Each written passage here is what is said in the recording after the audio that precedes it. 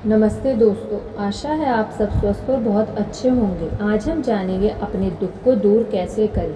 अगर सुख हमारे विचारों से निर्धारित होता है तो आवश्यक है कि हम ऐसे विचारों को दूर भगा दें जो निराश या हताश करते हों।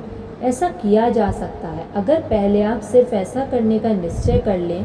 दूसरा, आप एक आसानी से अमल में आने वाली तकनीक का प्रयोग करें जिसका सुझाव मैंने एक बिजनेसमैन को दिया था।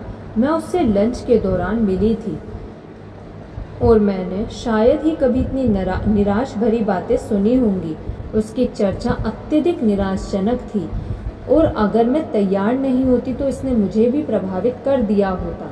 उसका हर शब्द निराशा से भरा हुआ था। उसकी बातों को सुनकर आप यही सोचते कि हर चीज़ बर्बादी की तरफ बढ़ रही है। जाहिर है यह व्यक्ति थका हुआ था। एकत्रित होती समस्या उसके दिमाग में भरी हुई थी और वे दुनिया से भागकर उसके मस्तिष्क में शरण ले चुकी थी।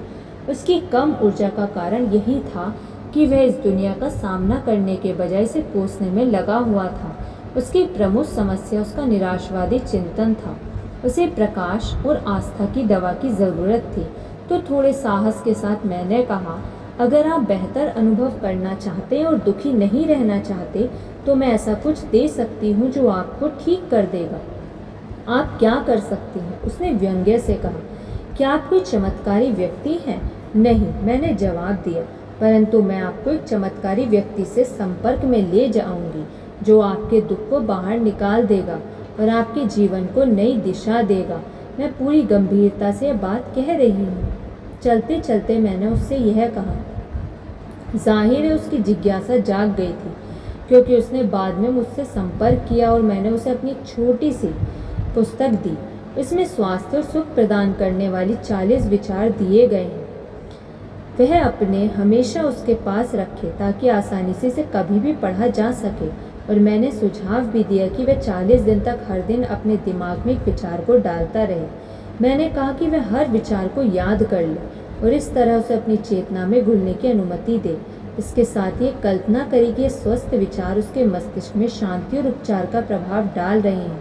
मैंने उसे आश्वस्त कर दिया कि अगर वह इस योजना पर अमल करेगा तो ये स्वस्थ विचार उसके बीमार विचारों को बाहर निकाल देंगे जो उसके सुख, उसकी ऊर्जा और रचनात्मकता योग्यता को नष्ट कर सके थे। यह विचार उसे शुरुआत में तो अजीब सा लगा और उसके मन में शंकाएं थी, परंतु बाद में वह मेरे मार्गदर्शन के हिसाब से चला।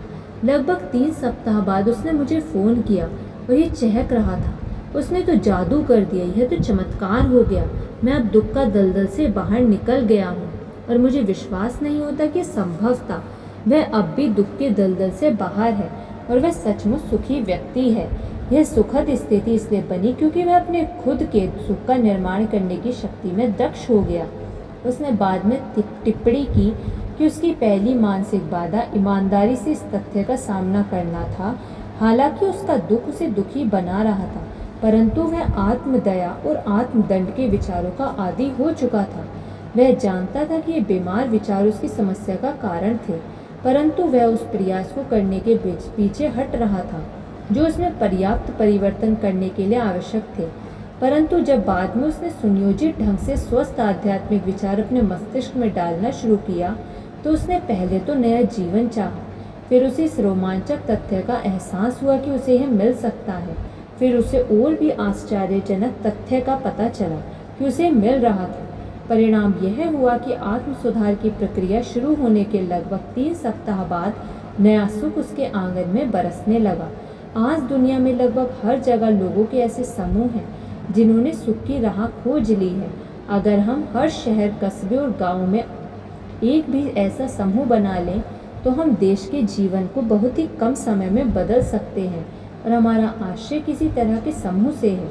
मैं स्पष्ट कर दूं, मैंने स्पष्ट किया कि मैं इसलिए नहीं आ सकती क्योंकि अगले दिन सुबह मुझे जल्दी जाना है। अरे, उसने कहा, 2 लोग आपको लेने के लिए निकल चुके हैं। हम लोग आपके लिए प्रार्थना कर रहे हैं और हम चाहते हैं कि आप इस शहर से आने से पहले आए हमारे साथ प्रार्थना करें। मुझे खुशी है कि मैं वहाँ गई। हालांकि मुझे उस रात बहुत कम नींद नसीब हुई।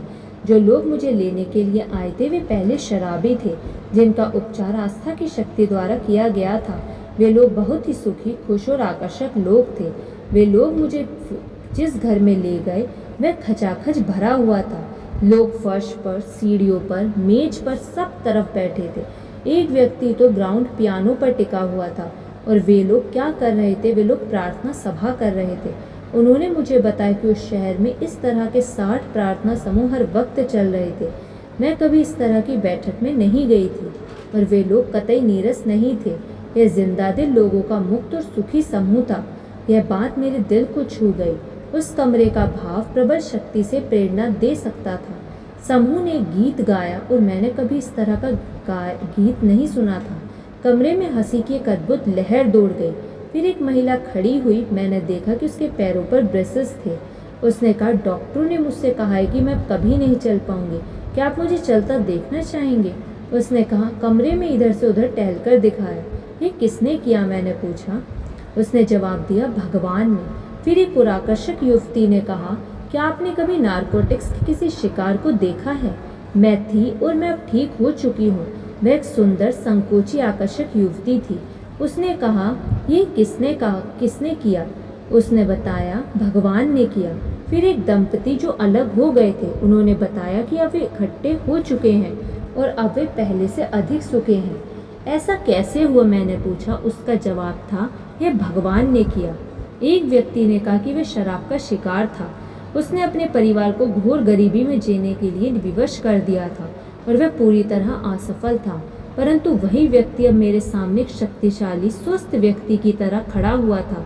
मैंने उससे पूछना शुरू किया कि यह कैसे हुआ, परंतु उसने सिर हिलाया और कहा, यह भगवान ने किया। फिर वे लोग एक और गीत गाने लगे और फिर किसी ने रोशनी को कम कर दिया और हम लोगों ने एक दूसरे का हाथ थामकर एक बड़ा सा गोला बना लिया।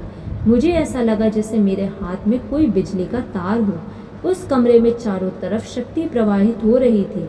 इसमें कोई संदेह नहीं था कि उस समूह में मैं ही आध्यात्मिक रूप से सबसे कम विकसित व्यक्ति थी। मैं उसी क्षण जान गई कि भगवान उसी घर में मौजूद थे और इन लोगों ने उन्हें पा लिया था। उनकी शक्ति ने इन्हें स्पर्श किया था। उन्होंने इन्हें नया जीवन दिया था।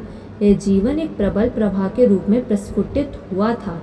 यही खुशी का रहस्य है। बाकी सब दूसरे नंबर पर आता है।